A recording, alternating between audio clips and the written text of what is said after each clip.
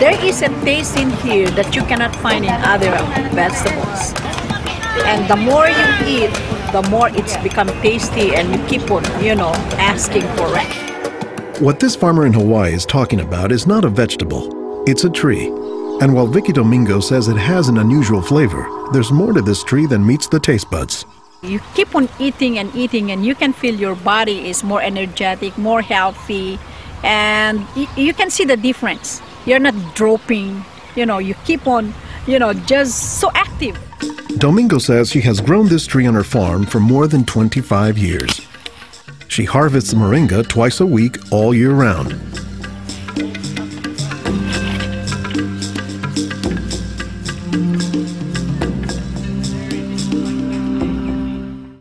Domingo says there are many nutritional and medicinal uses for moringa.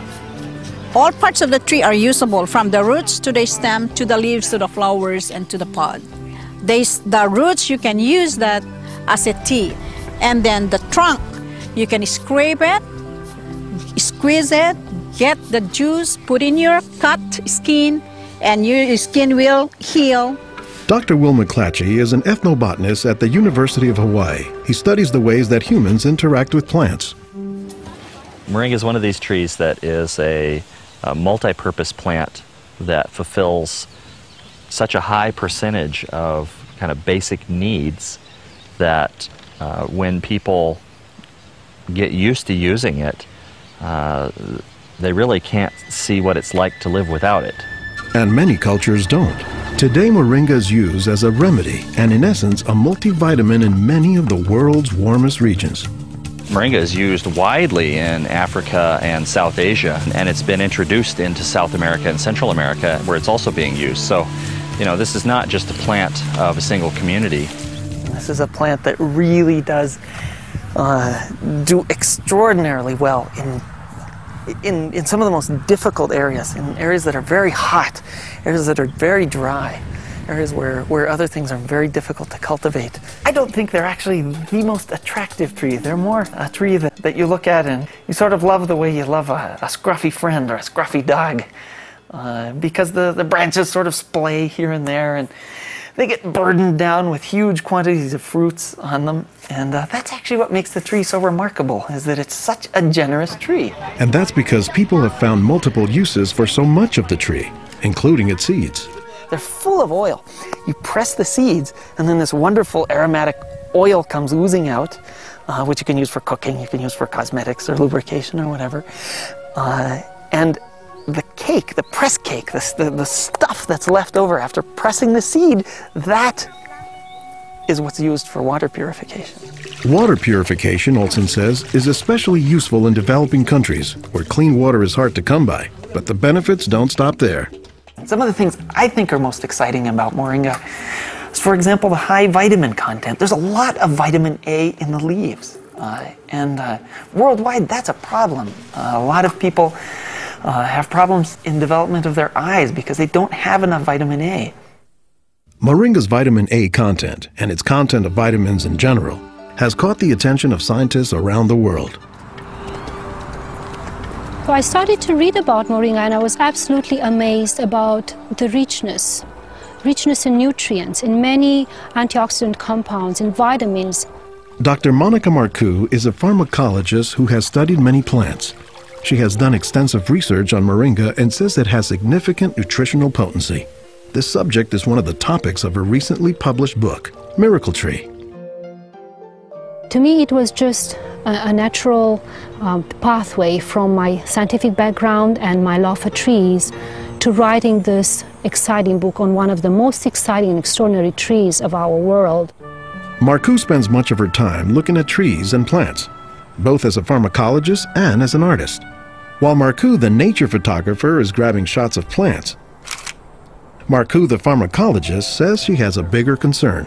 We are having an epidemic of cancer and cardiovascular diseases and many other chronic diseases. It's because we basically do not eat what we are supposed to eat. Most of the plants are famous for a particular type of nutrient, like for instance the orange or the lemon is famous for a high content of vitamin C. The spinach, for instance, on the other hand, is famous for its iron content.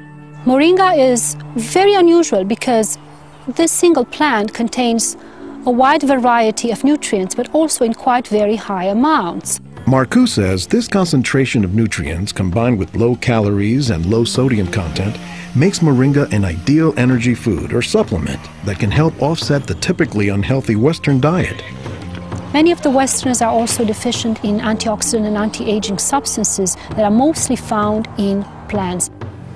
Antioxidants, according to the National Institutes of Health, protect the body's cells and may prevent cancer.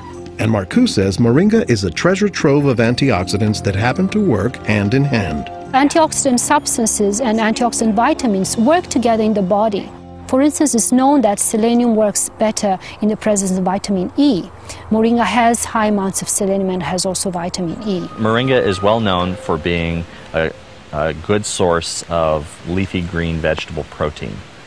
And you don't get a lot of protein out of many vegetable foods other than like beans and things like that. So getting it out of the leaves is really a big deal. And while there are a few other plants like soy that are protein rich, Olson says moringa is special. I have a lot of food allergies. I'm allergic to wheat, I'm allergic to eggs. Soy tends to be a fairly highly allergenic food. It causes allergies easily in many people. We think that this is because of the form that some of the proteins are in soy. They're apparently in a form that's very simple and fairly easy for the body to assimilate in moringa. According to the United States Department of Agriculture, moringa contains 18 of the 20 amino acids, building blocks of proteins that are found in the human body. And says Marcoux, moringa is one of the few plants that contains all of the essential amino acids.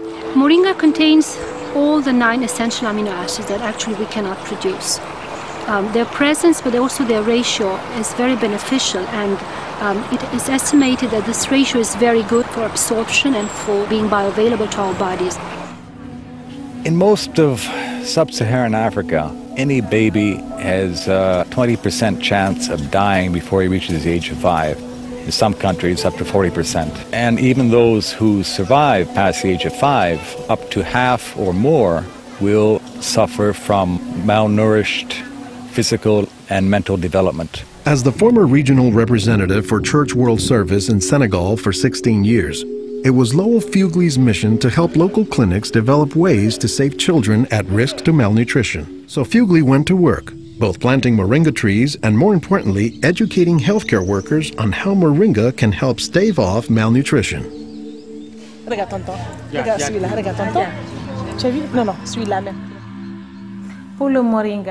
I was trained in 1998, and right away we saw the virtues of using moringa because of its very high nutritional value. So we began using it right away on an experimental basis. Healthcare workers learned to grow their own moringa trees, dry the leaves, and pound them into powder, maintaining all the nutrients. Nursing mothers were taught to add a spoonful of moringa to their food morning, day, and night to increase their milk production. They were also told to add moringa to all of their family's meals. As people changed their habits, Fugle says the results were clear, especially among children. They'll look happier, they'll have more energy, they'll smile. When they came to the clinic, limp, eyes drooping, no energy. And within 3 weeks, you see them bigger, healthier, and smiling. We observed that it was much, much more effective than the classic system we had been using, which was based on imported and costly products, such as milk powder, sugar, and vegetable oil. With moringa, people can go into town and find it themselves. Our diets are pretty bad, although they are improving. But one of the reasons they're improving is because we're starting to adopt more and more of these kinds of plants. I've been in villages where the only trees that survive and grow well are Moringa oleifera, which is really amazing when you consider how many useful things the tree provides. Moringa it comes very close to being a perfect source of nutrients in terms of variety and concentration. So that is, I think, very unique about this moringa tree.